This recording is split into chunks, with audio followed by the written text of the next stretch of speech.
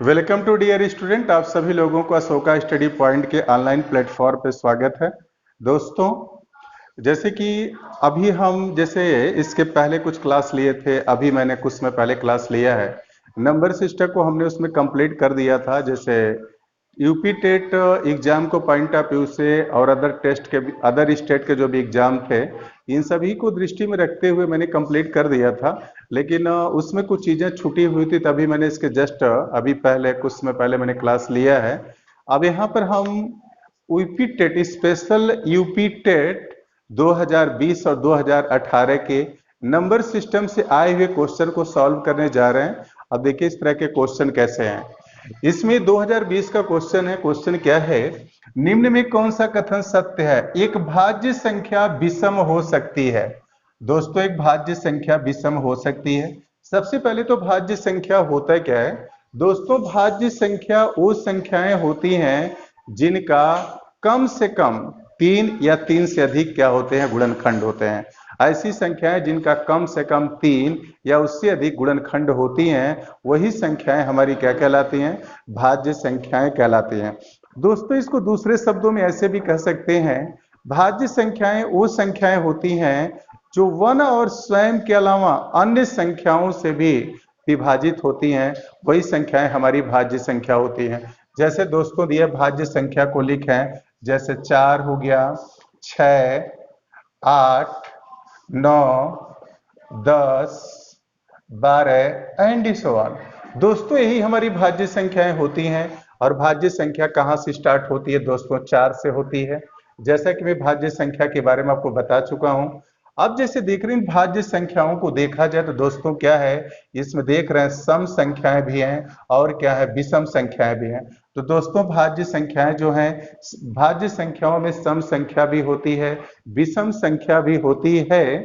तो यहाँ जैसे कि देख रहे हैं, ये क्या है? सम संख्याएं और ये क्या है? विषम संख्या है। ये दोनों तरह की संख्याएं हो सकती हैं। इसलिए दोस्तों, जो पहला ऑप्शन दिया है, एक भाज्य संख्या विषम हो सकती है, दोस्तों ये क्या है? ऑप्शन सही है।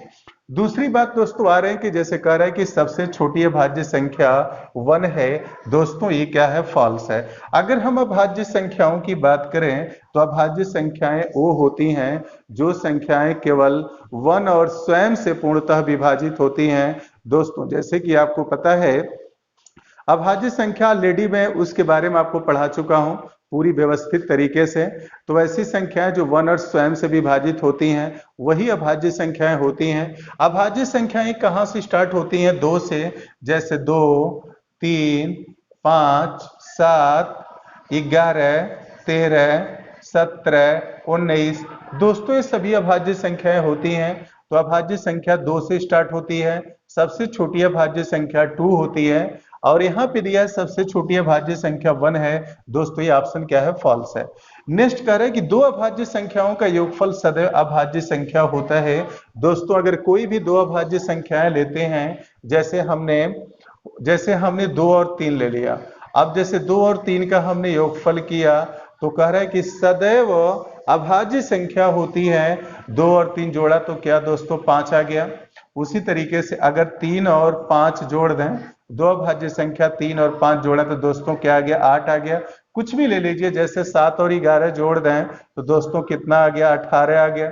इस तरीके से देख रहे हैं दोस्तों, ये जरूरी नहीं है कि दो अभाज्य संख्याओं का जो योगफल है वो सदैव अभाज्य हो। वो अभाज्य भी हो सकता है, सम भी हो सकता है।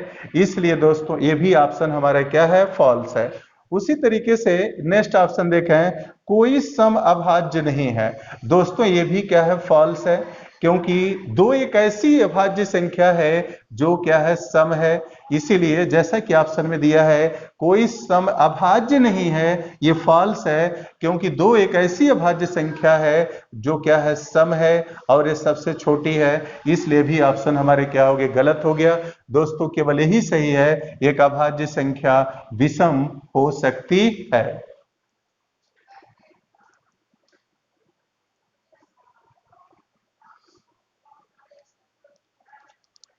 दोस्तों, अगर नेक्स्ट एग्जांपल देखते हैं, इसमें दिया है दो संख्याओं का अंतर और गुणनफल क्रमशः 5 और 36 है, तो उनके व्युत्क्रमों का अंतर क्या है? जब भी दोस्तों ऐसा प्रॉब्लम आ जाए तो तुरंत आप क्या करेंगे, तुरंत आप करेंगे अंतर x माइनस वाई बटे एक्स वाई।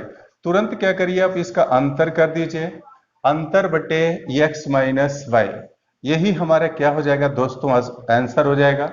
अब इनका अंतर क्या दिया है, जैसे जब भी दे दिया जाए दो संख्याओं का अंतर और गुणनफल क्रमशः इतना इतना है, तो उनके व्युत्क्रमों का अगर योगफल फाइंड करना हो तो सीधे कर दीजिए उन संख्याओं का अंतर बटे गुणनफल।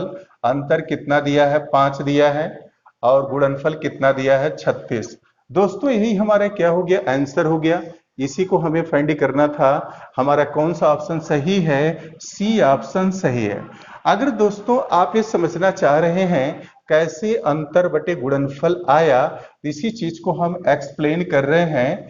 इस चीज को हम ऐसे समझ सकते हैं दोस्तों, अगर कोई भी दो संख्याएं दी गई हैं, x और क्या है, y है, x और y है, अगर इन संख्याओं का जो अंतर दिया है, अंतर कितना दिया है, 5 दिया है, इन संख्याओं का अंतर 5 दिया है, और इनका जो गुणनफल है दोस्तों क्या है, 36 है। अगर इन संख्याओं का, अगर हम कह रहा है कि व्युत्क्रमों का योगफल, अगर x का व्युत्क्रम करेंगे तो 1/x हो गया, अगर y का व्युत्क्रम करेंगे तो 1/y हो गया। अब दोस्तों इसको सिंप्लीफाई करेंगे तो मतलब इन दोनों का गुणनफल क्या हो गया, xy हो गया। अब इसको जब सिंप्लीफाई करेंगे, x का भाग देंगे दोस्तों, x कैंसिल हो जाएगा, y बचा, y का गुणा 1 में करेंगे तो y मिला, और फिर ये जो एलसीएम है इसमें y का भाग देंगे, y कैंसिल हो गया दोस्तों, x बचा, और x का गुणा 1 में करेंगे, x हो गया, और यहाँ पर क्या दिया है, माइनस साइन है, इसके बीच में हमने क्या कर दिया, अंतर, इनके व्युत्क्रमों का अंतर पूछा जा रहा है दोस्तों, हम अंतर का साइन लगा दे रहे हैं, यहाँ अंतर का साइन हो गया। दोस्तों आपको कंफ्यूजन हो रहा होगा अंतर के साइन का मतलब क्या है। अंतर के साइन का मतलब दोस्तों यही होता है, जैसे अगर मैंने लिख दिया x, अगर अंतर y लिखा तो दोस्तों इसका मतलब ये हो गया x और y में जो बड़ा है उसमें से क्या करना है, छोटे को घटाना है।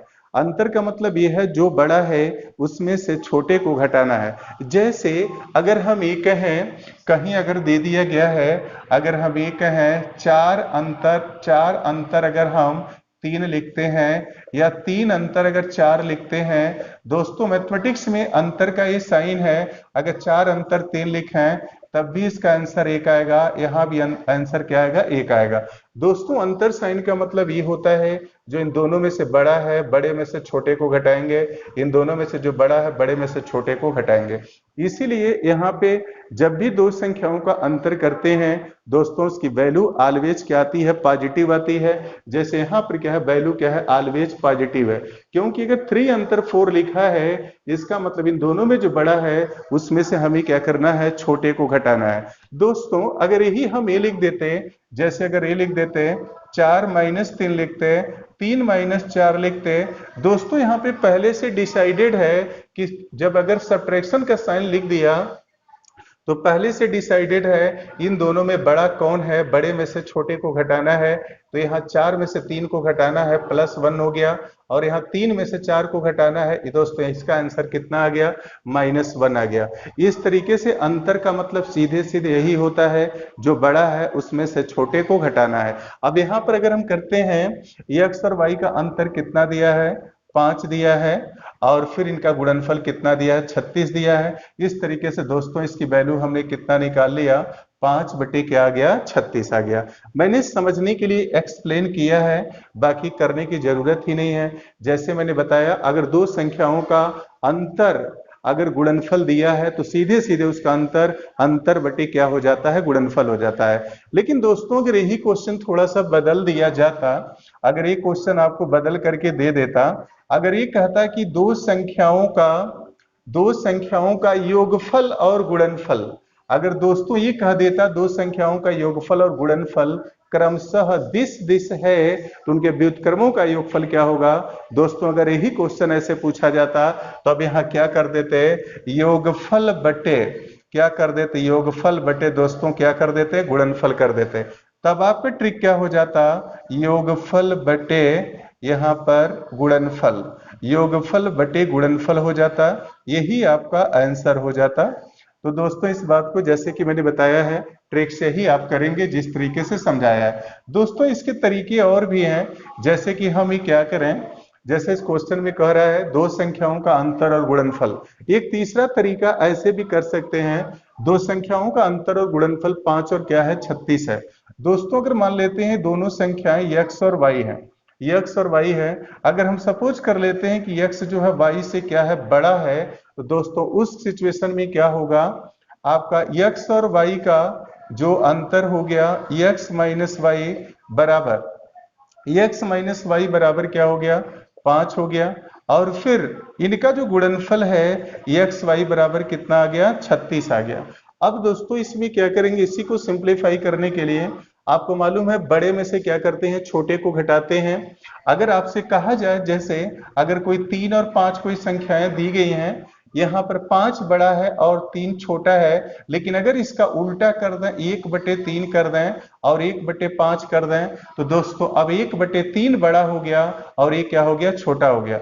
दोस्तों आपने यहां से क्या सीखा, जो संख्याएं छोटी होती हैं, जो संख्याएं छोटी होती हैं उनका व्युत्क्रम करने पर बड़ी हो जाती हैं, और जो संख्याएं बड़ी होती हैं उनका व्युत्क्रम करने पर वो क्या होती हैं छोटी हो जाती हैं। फिर से इस बात को दिमाग में कॉन्सेप्ट क्लियर कर लेंगे, जो संख्याएं छोटी होती हैं व्युत्क्रम करने पे बड़ी हो जाती हैं, जो संख्याएं बड़ी होती हैं व्युत्क्रम करने पे क्या होती हैं छोटी हो जाती हैं। दोस्तों यहाँ पे जो दिया है, यहाँ पर ये संख्या क्या है, x बड़ा है और y छोटा है, तो जो छोटा है व्युत्क्रम करने पे बड़ा हो जाएगा 1/y, फिर माइनस जो छोटा जो बड़ा है वो व्युत्क्रम करने पे छोटा हो जाएगा 1/x हो गया। दोस्तों इसका एलसीएम लेंगे तो x y के बराबर होगा, अगर y को इसमें डिवाइड करेंगे, इन दोनों का एलसीएम x y के बराबर हो गया।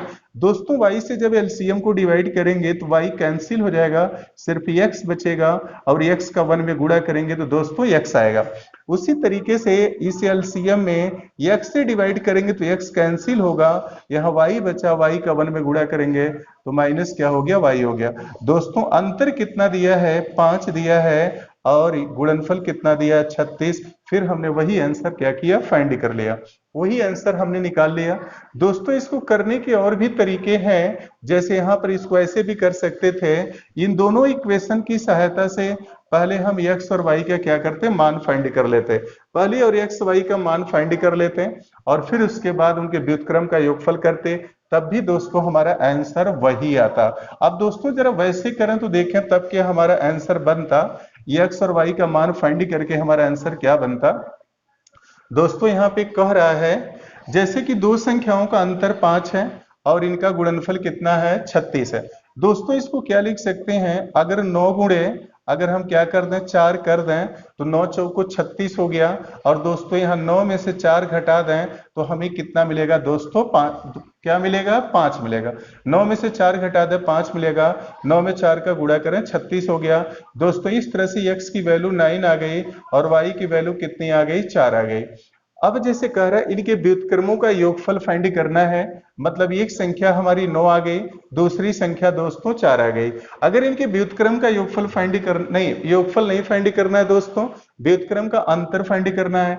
जैसे कि अभी मैंने समझाया आपको, ये 9 बड़ा है लेकिन इसका व्युत्क्रम करेंगे तो छोटा हो जाएगा। जो संख्या छोटी है व्युत्क्रम करने पर वो बड़ी हो जाती है, 4 छोटा व्युत्क्रम करेगा बड़ा हो जाएगा, और बड़े में से छोटे को अब घटा रहे हैं। दोस्तों घटाने का तरीका मैंने समझाया था, आप सीधे सीधे क्रॉस मल्टीप्लिकेशन कर दीजिए, 9 एक कम 9, 4 एक कम 4, अब यहाँ 9 एक कम 9 हो गया, और यहाँ पे 4 एक कम दोस्तों 4 हो गया, 9 में से 4 जाएगा 5 हो गया, और इसका गुणा करेंगे 4 9 क्या हो गया 36 हो गया। इस तरीके से दोस्तों इस क्वेश्चन को इस 4 तरीके से कर सकते हैं। ऐसे क्वेश्चन बहुत ही इंपॉर्टेंट हैं, ऐसे एग्जाम में क्वेश्चन आए हुए हैं, ध्यान देंगे। अब हम क्या करें नेक्स्ट क्वेश्चन की बात करें। नेक्स्ट प्रॉब्लम दिया है दोस्तों, नेक्स्ट क्वेश्चन में कह रहा है z का मान ज्ञात कीजिए जिससे संख्या 41 7 z 8 9 से क्या हो विभाज्य हो। दोस्तों जैसे ये दिया है 41 7 z और 8 है, इसी को कहा जा रहा है कि दोस्तों इसमें z का क्या मान रखें, जो दिया है 7 6 3 9 में से z का क्या मान लें इसमें से, ताकि ये संख्या क्या हो 9 से विभाजित हो जाए। दोस्तों 9 से वही संख्या विभाजित होती है जिसके अंकों का योग 9 से क्या होता है, डिविजिबल होता है। जैसे अगर हम बात करें दोस्तों, अगर कोई एग्जाम्पल लेकर आपको समझाएं, जैसे मान लीजिए दिया है, जैसे संख्या दिया है, अगर इसी को हमें ट्रेस करना है कि संख्या 9 से कटेगी कि नहीं कटेगी, दोस्तों इसके लिए अंकों का योग कर लेते हैं। 8 7 15 5 20, 20 और 7 27 हो गया। दोस्तों 27 क्या है, 9 से कट रही है, इसलिए पूरी संख्या किससे कटेगी, 9 से कटेगी। दोस्तों उसी तरीके से यहाँ पे z की वैल्यू वैसा रखेंगे ताकि इन सभी अंकों को जोड़ने पर 9 से वो संख्या कट जाए। अगर हम जोड़ें 8 7 15 15 16 4 20, दोस्तों z के जगह पे क्या रखें, जैसे इनको जोड़ा तो क्या मिला, इसको इसको और इसको जोड़ा तो हमें 20 मिल गया। अब z के जगह पे क्या रखें ताकि 20 में जोड़ें तो 9 से कट जाए। दोस्तों देख रहे हैं 7 दिया है, अगर 7 यहां रख दें तो 20 और 7 कितना हो गया, 27 हो गया। दोस्तों 27 9 से कट रहा है, इसलिए z का मान अगर 7 रखते हैं तो पूरी संख्या किससे कटेगी, 7 से क्या होगी, डिविजिबल होगी। दोस्तों नेक्स्ट क्वेश्चन हमारा दिया है, यहाँ पे नेक्स्ट क्वेश्चन अगर देखें, नेक्स्ट प्रॉब्लम ये दिया है, यदि 2160, अगर 2160 बराबर 2 पर घात a गुणे 3 पर घात b गुणे 5 पर घात c अगर दिया है दोस्तों, तो हमें वैल्यू फाइंड करनी है 3 पर घात a, 2 पर घात माइनस b, 5 पर घात माइनस c। सबसे पहले दोस्तों इसकी वैल्यू फाइंड करने के लिए हमें क्या करना होगा, a b c की वैल्यू फाइंड करनी है। अब यहाँ पर दोस्तों a b c की वैल्यू फाइंड करने का हमारे पास तरीका यही है, जो 2160 नंबर दिया है, इस नंबर को हम क्या करें, 2 3 5 आधार के गुणनफल के रूप में लिख लें। अब दोस्तों इसको हम कैसे लिखेंगे, जरा यहाँ पे आप ध्यान दें, इसको हम कैसे लिखेंगे। दोस्तों इसके लिए हम क्या करें, पहले 2160 का फैक्टर कर दें। अगर 2160 का दोस्तों फैक्टर कर रहे हैं, ये किससे कटेगा, 2 से कटेगा। अब दोस्तों हम छोटी संख्या इसलिए ले रहे हैं, इसके पीछे रीजन ये है क्योंकि जो यहाँ पे दिया है, जो आधार 2 3 5 है, ये प्राइम फैक्टराइजेशन के रूप में है। दोस्तों किस रूप में है, प्राइम फैक्टराइजेशन के रूप में है, इसीलिए 2160 को हम क्या करेंगे, 2 3 5 आधार मतलब प्राइम फैक्टराइजेशन के रूप में तोड़ेंगे। इसमें भाग देंगे, 2 1 कम 2 0, 2 8 16 0। अब दोस्तों इसको भाग देंगे, 2 5 10, 2 चौको 8 0। अब 2 से भाग देंगे, 2 दूनी 4, 2 7 14 0। अब 2 से भाग देंगे तो यहाँ पे दोस्तों क्या मिलेगा, अगर 2 से भाग देंगे तो मिलेगा 2 1 कम 2, 2 3 6, 2 5 10। दोस्तों 3 से भाग देंगे, 3 चौको 12, 3 5 15। 3 से भाग देंगे दोस्तों, अब क्या मिलेगा, 15 3 45 मिलेगा, 15 3 क्या मिलेगा, 45 मिलेगा। फिर दोस्तों 3 से भाग देंगे, 3 5 15 हो गया, और फिर 5 से भाग देंगे, दोस्तों क्या मिला, 1 मिला। दोस्तों इस क्वेश्चन में एक बहुत बड़ा लॉजिक ये भी छिपा हुआ है, आप में से बहुत से ऐसे विद्यार्थी हैं जो डिवीजन भी गलती कर देते हैं। डिवीजन कैसे गलत करेंगे दोस्तों, यहाँ पर 2160 दिया है, बहुत से आपके विद्यार्थी हैं जब इसमें भाग देंगे तो क्या करेंगे, 2 1 कम 2, और फिर 2 8 16, दोस्तों तुरंत क्या करेंगे, 0 कर देंगे, जो कि क्या है, पूरी तरीके से फॉल्स है। इसलिए दोस्तों ध्यान में रखना है, अगर इसमें भाग देंगे तो 2 1 कम 2 हो गया। अब देख रहे हैं कि 1 उतारने पे डिवीजन पॉसिबल नहीं है, तो जो ही दूसरा डिजिट उतारेंगे तो 0 बढ़ा देंगे, और तब करेंगे 2 8 16, फिर क्या हो गया, 0 हो गया। दोस्तों यहाँ पे पूरी उम्मीद है बहुत से ऐसे विद्यार्थी गलतियां करेंगे, तो इस तरह के क्वेश्चन में सतर्क रहेंगे। जैसा कि आप देखे होंगे सी टेट के क्वेश्चन में डिवीजन करने के लिए भी आता है, और वहां पे ऐसे ही डिवीजन होता है जो अधिकांश विद्यार्थी गलत कर देते हैं। अब आइए देखिए दोस्तों, अब हम क्या लिख सकते हैं, अब इसको लिख सकते हैं, 2160 को लिख सकते हैं, 2 कितना है, 1 2 3 4, 2 पर घात कितना हो गया, 4 हो गया, और यहाँ पे 3 कितनी बार है दोस्तों, 3 बार है, तो 3 पर घात कितना हो गया, 3 हो गया, और 5 कितनी बार है दोस्तों, 1 बार है। अब ये क्या दिया है, 2 पर घात a गुणे 3 पर घात b गुणे 5 पर घात क्या है, c है। अब दोस्तों यहां से क्या करेंगे, तुलना कर लेंगे, कंपैरिजन कर लेंगे, मतलब लेफ्ट हैंड साइड का राइट हैंड साइड से तुलना करेंगे। तुलना करने का जो हमारा आधार होगा, जैसे समान आधार वाली संख्या होगा, तुलना करने का हमारा जो बेस बनेगा समान आधार वाली संख्याएं होंगी। यहाँ पर 2 पर घात 4 है, लेकिन यहाँ पर क्या है 2 पर घात ए है, तो दोस्तों इसको लिख सकते हैं ए बराबर क्या लिख सकते हैं 4, और यहाँ पर 3 पर घात बी है और 3 पर घात 3 है, दोस्तों लिख सकते हैं बी बराबर कितना है, ये 3 के बराबर हो गया।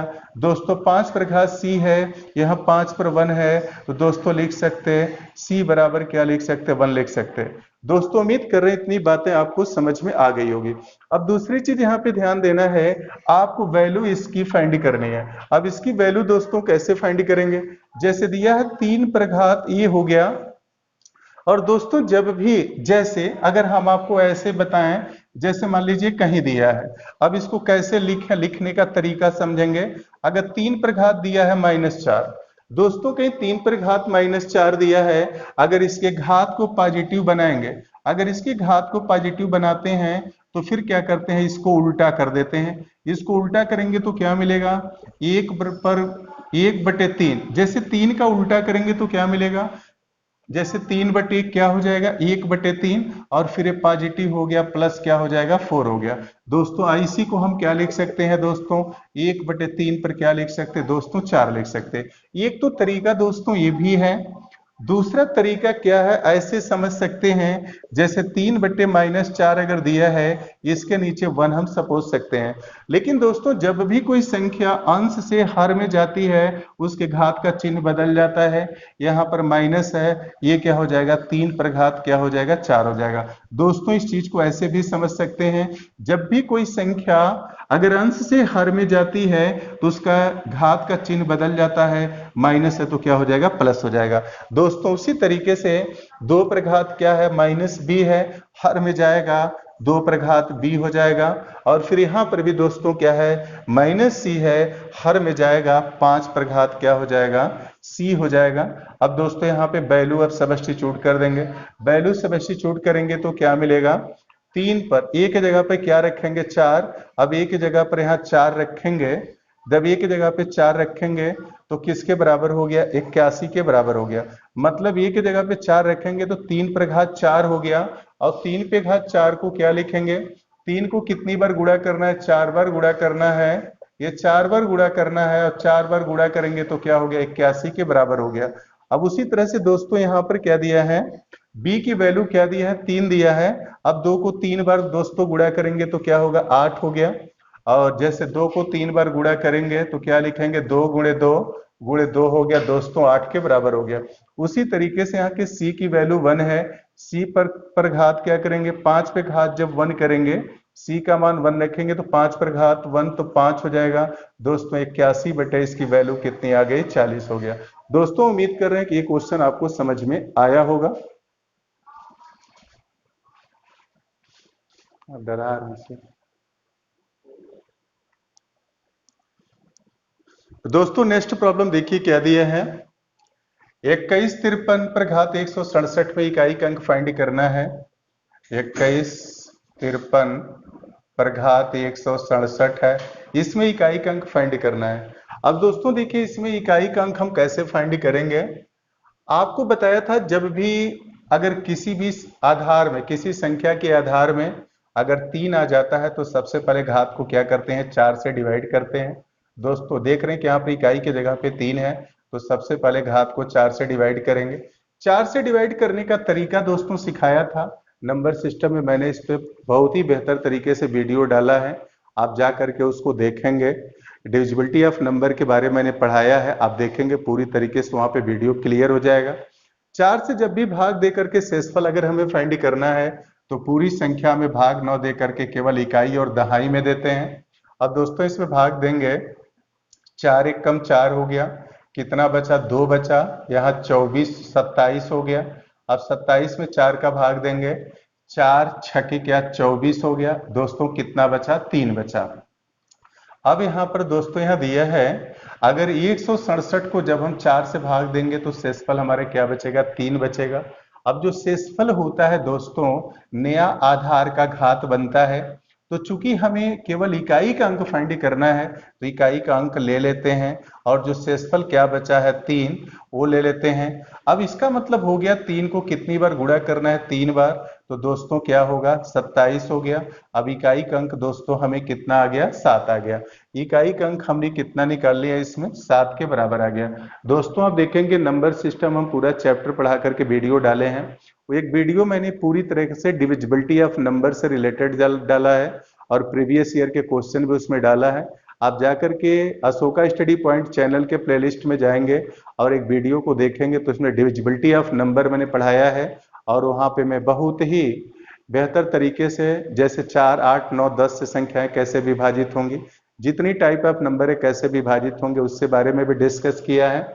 और दोस्तों फिर घातांक वाली जो राशियां होती हैं उनके परिणाम में रिजल्ट में इकाई का अंक हम कैसे फाइंड करेंगे, उसके लिए भी दोस्तों मैंने एक वीडियो डाला है, उसमें जाइएगा उसको देखिएगा, आपको पूरी तरीके से क्लियर हो जाएगा। इसमें दोस्तों इकाई का अंक क्या आ गया, 7 के बराबर आ गया। अब दोस्तों नेक्स्ट क्वेश्चन क्या दिया है, नेक्स्ट क्वेश्चन कह रहा है कि 8 से भाज्य होने वाली संख्या है। दोस्तों बहुत ही कंसंट्रेट होकर के देखेंगे 8 से भाज्य होने वाली संख्या क्या है। दोस्तों में डिविजिबिलिटी ऑफ नंबर में मैंने पढ़ाया है 8 से वही संख्या विभाजित होती है जिसके इकाई, दहाई और सैकड़ा की परिस्थित अंकों से बनी संख्या, जिसमें इकाई, दहाई और सैकड़ा परिस्थित अंकों से बनी संख्या यहाँ पर क्या है, 240 है। दोस्तों अगर ये 8 से विभाजित होता है तो पूरी संख्या 8 से विभाजित होगी। देख रहे हैं 8 से विभाजित हो रहा, 8 त्रिका 24, 0, पहला ऑप्शन सही हो सकता है, सही है। दोस्तों नेक्स्ट एग्जांपल लेते हैं, इकाई, दहाई और सैकड़ा के स्थान पर स्थित अंकों से बनी संख्या। इकाई, दहाई और सैकड़ा के स्थान पर स्थित अंकों से बनी संख्या दोस्तों 220 है। अब देखें कि 8 से विभाजित होता है कि नहीं होता है। 8 दूना क्या हो गया दोस्तों, 16 हो गया। 8 दूना 16 हो गया, 16 और 6 22 हो गया, यहाँ पर 60 हो गया। अब दोस्तों 60 8 से विभाजित नहीं होगा, इसलिए ऑप्शन हमारा क्या है, फॉल्स है। फिर दोस्तों इसको ऐसे देखते हैं, यहाँ पर इकाई, दहाई और सैकड़ा के स्थान पर स्थित अंकों से बनी संख्या दोस्तों क्या है, 128 है। और 128, 8 है कम 8, 8 4 12, फिर 8 छके 48। दोस्तों ये क्या है, 8 से विभाजित हो रहा है, इसलिए पूरी संख्या 8 से विभाजित होगी। दोस्तों तीसरा ऑप्शन भी हमारा क्या है, सही है। अब दोस्तों नेक्स्ट ऑप्शन लेते हैं, इसमें दिया है इकाई, दहाई और सैकड़ा के स्थान पर स्थित अंकों से बनी संख्या 124 है। अब दोस्तों 124 को अगर 8 से भाग देते हैं तो 8 से डिविजिबल नहीं है। जैसे 8 है कम 8 4 44 हो गया, 44 8 से डिविजिबल नहीं है, इसलिए दोस्तों ये भी ऑप्शन हमारा क्या है, फॉल्स है। दोस्तों इसमें केवल दो ही ऑप्शन 1 और 3 क्या है, सही है। और ये ऑप्शन किस कूट में दिया है, डी में दिया है, डी ऑप्शन हमारा क्या है, सही है। अब जैसे नेक्स्ट क्वेश्चन लेते हैं, नेक्स्ट क्वेश्चन में दिया है दोस्तों, यहाँ कहा जा रहा है कि एक से लेकर के 9 तक जो प्राकृतिक संख्याएं दी गई हैं उनके वर्गों का योगफल दोस्तों 285 के बराबर है। तो आपको इनका योगफल फाइंड करना है। दोस्तों अब इनका योगफल हम कैसे फाइंड करेंगे, कंसंट्रेट होकर के देखेंगे। दोस्तों अगर इसको हम देखते हैं, अगर पहले टर्म को लेते हैं, दिया है 0.11 दिया है, इसका स्क्वायर है, इसका स्क्वायर है। दोस्तों इसको हम क्या लिख सकते हैं, ये भी लिख सकते हैं 0.11 गुणे हम क्या लिख सकते हैं, 1 का क्या लिख सकते हैं, स्क्वायर। दोस्तों ऐसा लिख सकते हैं। और इसको दोस्तों हम क्या लिख सकते हैं, इसको ऐसे लिख सकते हैं जैसे 0.11 का स्क्वायर गुणे 1 का क्या लिख सकते हैं, स्क्वायर। दोस्तों ऐसा लिख सकते हैं क्योंकि आपको मालूम है मल्टीप्लिकेशन के केसेज में अगर जैसे हम आपको समझाएं, अगर ये कहें जैसे ए बी, अगर ए गुणे बी दिया है और इस पर घात अगर मान लीजिए 9 है तो इसको लिख सकते हैं ए पर घात, ए पर घात क्या हो गया दोस्तों, 9 हो गया, गुणे बी पर घात दोस्तों क्या हो गया, 9 हो गया। मतलब जैसे ब्रैकेट के अंदर जितनी संख्याएं हैं सभी पर एक घात क्या होता है, आ जाता है दोस्तों, उसी तरीके से 10 के बराबर हो गया। वही कॉन्सेप्ट दोस्तों यहाँ यूज किए हैं, इस पर भी घात क्या होगा, 2 हो जाए, इस पर भी घात क्या होगा, 2 के बराबर हो गया। अब इसी तरीके से दोस्तों इसको क्या लिख सकते हैं, 0.11 गुणे 2 लिख सकते हैं। इसको क्या लिख सकते हैं, 0.11 गुणे दोस्तों क्या लिख सकते हैं, 9 लिख सकते हैं। अब यहाँ पे दोस्तों जब कॉमन लेंगे, इसमें 0.11 कॉमन लेंगे तो 0.11 का स्क्वायर बाहर आएगा, तो 0.11 का स्क्वायर दोस्तों बाहर आ गया। यहाँ पर क्या बचा दोस्तों, 1 बचा, तो 1 का क्या हो गया दोस्तों, स्क्वायर हो गया। और यहाँ पर क्या बचा दोस्तों, इसको क्या लिखा मैंने, 0.11 गुणे 2 लिखा, 0.11 का स्क्वायर दोस्तों बाहर हो गया। यहाँ पे सिर्फ बचा 2 बचा, 2 का दोस्तों क्या हो गया, स्क्वायर हो गया। उसी तरीके से दोस्तों यहाँ पर क्या लिख सकते हैं, दशमलव दशमलव 11 गुणे 9 लिख सकते हैं। 0.11 का स्क्वायर दोस्तों बाहर हो गया, क्या बचा, सिर्फ 9 बचा। तो यहाँ पे दोस्तों 9 का क्या लिख सकते हैं दोस्तों, स्क्वायर, ऐसे लिख सकते हैं। उम्मीद कर रहे हैं दोस्तों पूरी बातें समझ में आ गई होगी। अब जब हम इसका स्क्वायर करेंगे, 11 का स्क्वायर करेंगे तो क्या मिलेगा, 121 मिलेगा। 11 का स्क्वायर करेंगे तो 121 मिलेगा। अब चूंकि जब इसको स्क्वायर करेंगे, दशमलव यहाँ पे 2 अंक पे है, तो दोस्तों इस स्क्वायर में दशमलव कितने अंक पे हो जाएंगे, 4 अंक पे दशमलव हो जाएंगे। अभी दोस्तों आपने क्या देखा, 1 से 9 तक जो प्राकृतिक संख्याओं के वर्गों का योगफल दिया है, क्वेश्चन में क्या है, इसकी वैल्यू गिवन है, और ये वैल्यू दोस्तों कितना है, 285 के बराबर है। ये वैल्यू 285 के बराबर है, तो इसको हम क्या लिख सकते हैं, गुणे 285 लिख सकते हैं। अब यहाँ पे दोस्तों कैसे सिंप्लीफाई करेंगे, दशमलव को यहाँ से क्या करिए, हटा दीजिए। अब दशमलव का मतलब हमने 1 कर लिया। दशमलव के बाद कितने अंक हैं, 1 2 3 4। दोस्तों हमने क्या किया, अब दशमलव के बाद कितने अंक, 4 अंक हैं, 4 जीरो हमने लिख दिया। अब ये दशमलव खत्म हो गया। जब ही दशमलव खत्म हुआ तो किसी पूर्णांक के पहले जो जीरो है इसका कोई मतलब नहीं है। यहाँ पर क्या है, 121 गुणे हम क्या कर दें, 285। दोस्तों 121 में 285 का अगर गुणा करते हैं तो हमें क्या मिलेगा, तो 285 गुणे 100 क्या है, 21 हो गया। अगर दोस्तों इसको हम गुणा करेंगे तो हमें मिलेगा क्या, आप गुणा करके देख लेंगे। उम्मीद कर रहे हैं अप्रोक्सीमेटली अगर देखें तो ये 34,485 मिलना चाहिए। गुणा करके हम देख ले रहे हैं। ये 5 हो गया, 8 2 2 पचे 10, 2 अठे 16, 1 17, और 2 दूनी 4, 1 5 हो गया। फिर यहाँ 5, फिर 5 8, फिर क्या आ गया दोस्तों, 2 आ गया। यही हमें मिला। अब इसको दोस्तों क्या लिख सकते हैं, यहाँ पर अब लिख सकते हैं, गुणा किया तो मिला हमें क्या, 5 8 7 5 12 2 14, 1 बचा, 8 5 13, 1 14, और फिर 2 1 कितना आ गया, 3 आ गया। दोस्तों 20 के बराबर हो गया। अब इसके नीचे दोस्तों कितना हर में जीरो है, 1 2 3 4, मतलब इसको हमें 10,000 से भाग देना है, तो जितना जीरो उतने अंक पे दशमलव लग जाएगा। 1 2 3 4, 4 अंक पे दोस्तों दशमलव लगा दिया, तो हमें क्या मिला, 3.4485, जो कि पहला ही ऑप्शन है दोस्तों, यही क्या है, सही है। उम्मीद कर रहे हैं कितनी बातें आपको समझ में आ गई होगी। अब दोस्तों नेक्स्ट क्वेश्चन पे चलते हैं। नेक्स्ट क्वेश्चन क्या दिया है,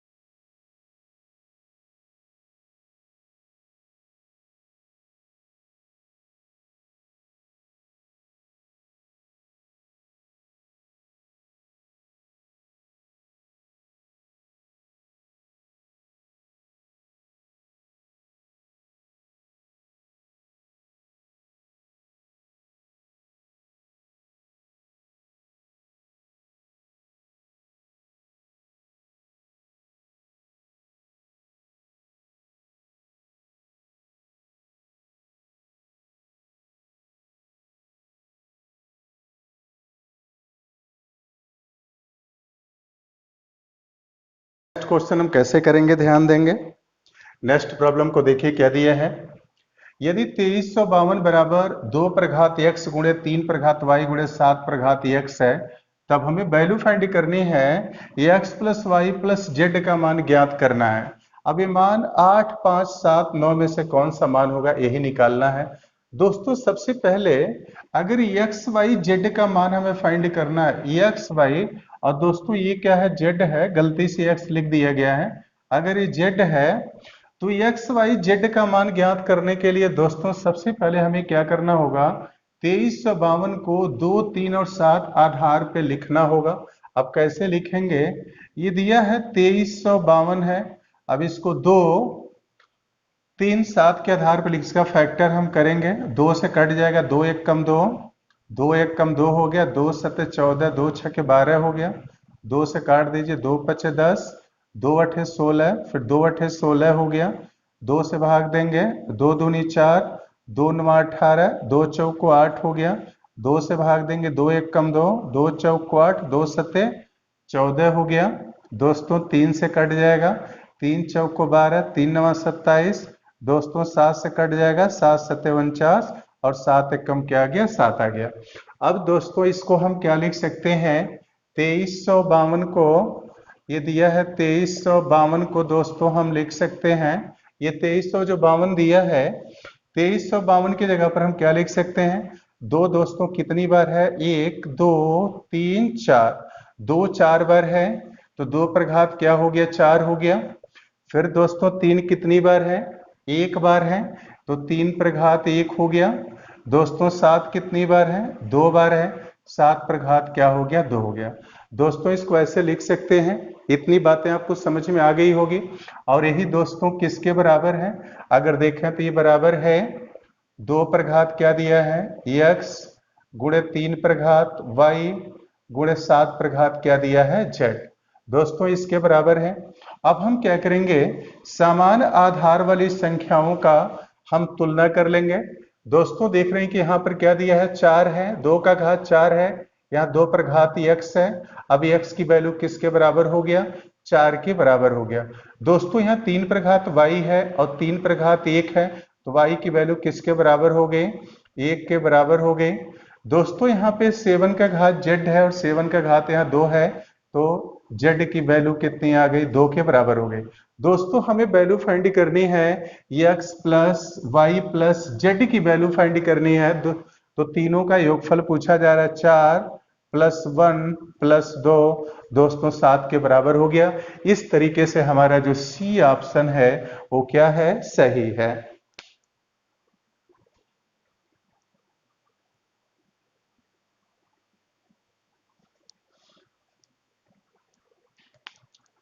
दोस्तों नेक्स्ट क्वेश्चन हम कैसे करेंगे, दिया है 100 के समभाजकों की संख्या है, मतलब 100 के समभाजकों की संख्या कितनी है। वैसे 100 के समभाजकों की बात की जा रही है, समभाजकों की बात की जा रही है। सबसे पहले हम ये बताएं कि 100 के भाजकों की संख्या कितनी है। अगर 100 के भाजक हम लिखते हैं तो 100 के भाजक का मतलब ये होता है ऐसी कितनी संख्याएं हैं जो 100 को विभाजित करेंगे। अगर हम बात करें 100 के भाजक 1 होगा, 2 भी काटेगा इसको, और 4 भी काटेगा, और 5 भी काटेगा, और 100 को देखें 10 भी काटेगा, 20 भी काटेगा, और 100 को क्या काटेगा, 100 को यहाँ पर 25 भी काटेगा, और 100 को क्या काटेगा, 50 भी काटेगा। लेकिन दोस्तों हमें क्या फाइंड करना है, समभाजकों की संख्या हमें फाइंड करना है। ऐसे भाजक क्या है, सम है, तो यहाँ पर क्या है, 2 है, 4 है, 10 है, 20 है, और क्या है, 50 है। दोस्तों ऐसे भाजकों की संख्या कितनी है, 1 2 3 4 5। दोस्तों हमारा आंसर कितना आ गया, 5 के बराबर हो गया। 100 के समभाजकों की संख्या कितनी है, 5 है। अब दोस्तों हम बात करने जा रहे हैं, अगर हम बात करें तो नेक्स्ट क्वेश्चन क्या दिया है, सबसे छोटा ऋणात्तर अभाज्य संख्या क्या है। सबसे छोटा ऋणात्तर अभाज्य पूर्णांक है। दोस्तों ऋणात्तर का मतलब ये होता है, मतलब ऐसी संख्या जो ऋण चिन्ह रहित हो। ऋणात्तर का मतलब ये हो गया कि ऐसी संख्या जिसके साथ ऋण का चिन्ह शामिल ना हो, इसका मतलब होता है ऋणात्तर होता है ऐसी संख्या जिसके साथ ऋण का चिन्ह शामिल न हो, और वो भी संख्या कैसी हो, अभाज्य हो।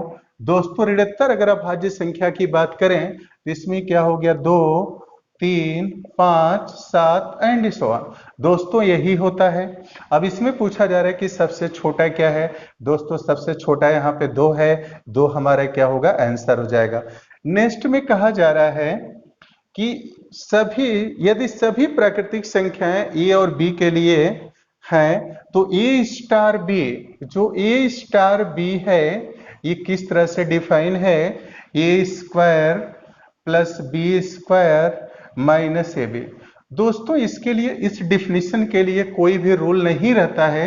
एग्जामिनर किसी भी तरीके से यह डिफाइन करके दिया जा सकता है, ये डिफाइन करके दिया जा सकता है। मतलब ए स्टार डिफाइन है A square plus B square minus B.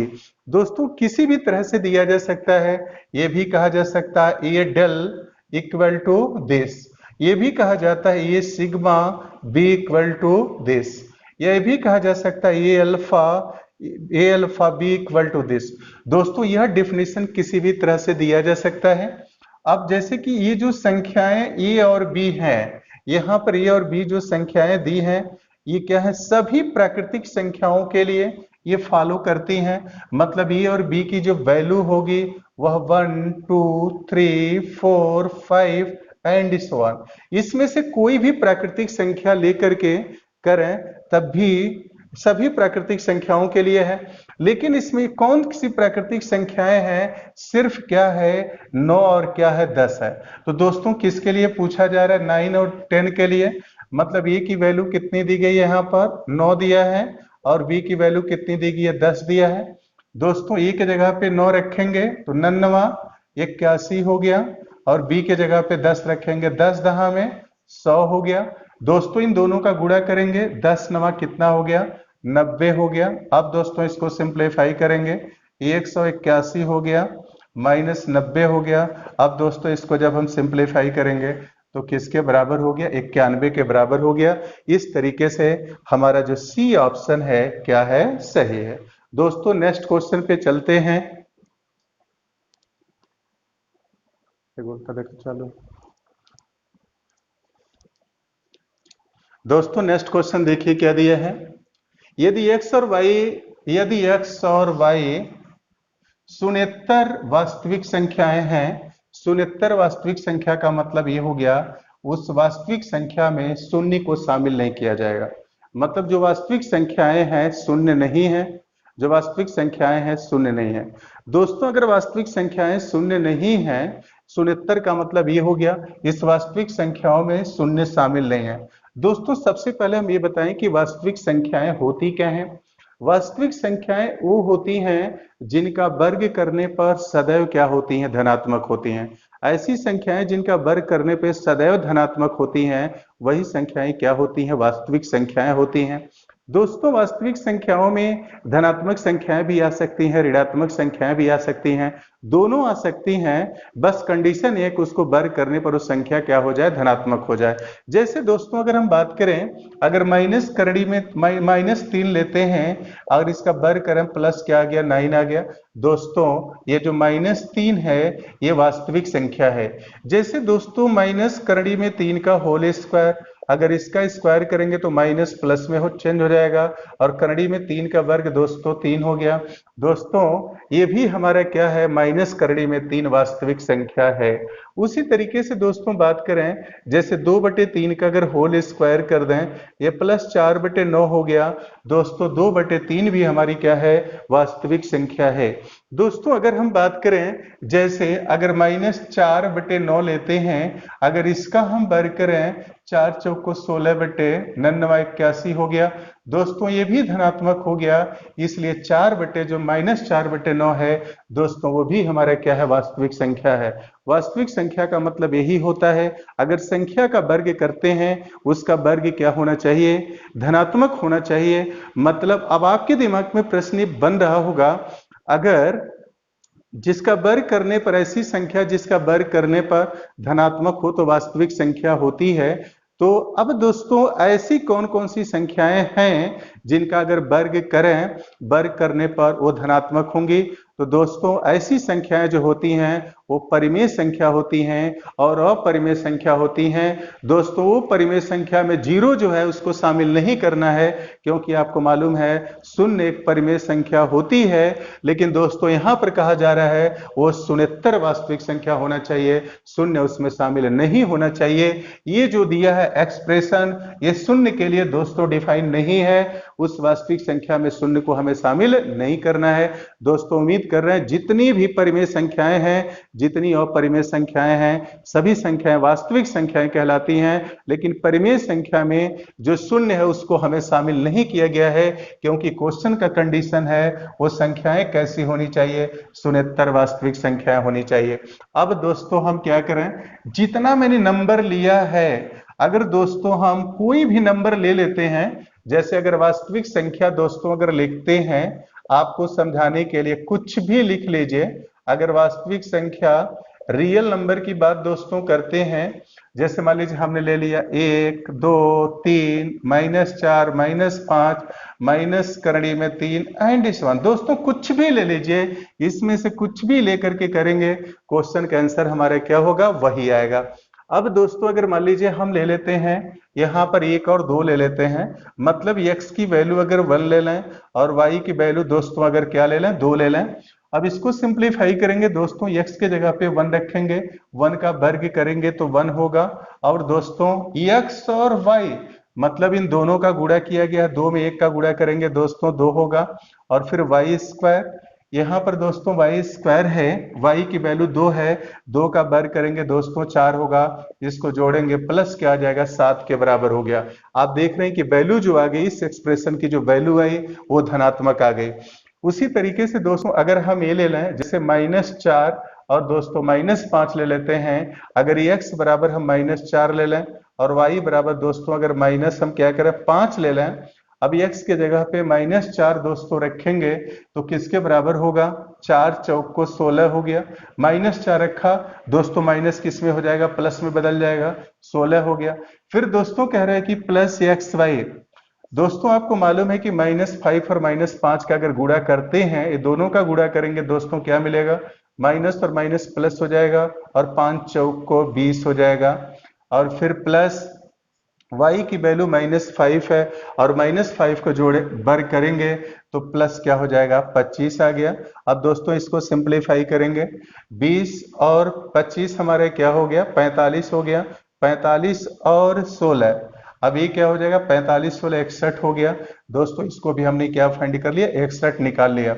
उसी तरीके से दोस्तों अगर कुछ और मान लेकर के आपको दिखाते हैं, अगर x बराबर दोस्तों हम क्या ले लें, अगर 3y बराबर क्या ले लें, -4 ले लें, x बराबर 3 y बराबर हम क्या ले लें, -4 ले लें दोस्तों। अब इसको हम सिंप्लीफाई करेंगे तो क्या मिलेगा, अब क्या दिया है, x स्क्वायर है, अब x का स्क्वायर करेंगे, 3 का वर्ग करेंगे दोस्तों 9 हो जाएगा।